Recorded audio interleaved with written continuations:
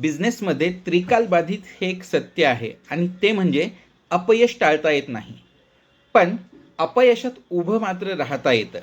So सगळ्यात पहिले तुम्हाला जर अपयश आलं असेल तर हे मान्य करा की हा जो निर्णय मी घेतला होता तो ज्याच्यामुळे अपयश आलंय तो निर्णय चुकीचा होता. म्हणजे तिथून तुम्हाला पुढे नेक्स्ट ॲक्शन घेता येईल. दुसरी स्टेप की तुम्ही जो निर्णय घेतला होता तो चुकला, ज्यावेळेस हे तुम्ही मान्य करता तेव्हा त्याच्यातून शिका, म्हणजे पुढच्या वेळेस तुम्हाला काय करायचं नाही हे कळेल. आणि तिसरं आणि सगळ्यात महत्त्वाचं म्हणजे की जेव्हा तुम्हाला आता कळालं की काय करायचं नाही, मग तिथून पुन्हा सुरुवात करा, कारण की सुरुवात करणं म्हणजेच यशाकडे वाटचाल करणं. असे खूप सारे उद्योजक आहेत की जे कमीत कमी 2 वेळेस 3 वेळेस त्यांनी अपयशाची चव चाखलेली आहे.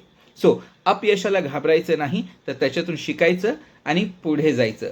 फाउंडर हा तोच असतो जो जिद्द कधी सोडत नाही आणि कंटिन्युअसली शिकत राहतो. जर तुम्हाला तुमचं स्टार्टअप सुरू करायचं आहे तर आमची प्रीमियम कम्युनिटी 0 to फाउंडर ह्या कम्युनिटीला आजच जॉईन करा फ्रीमध्ये.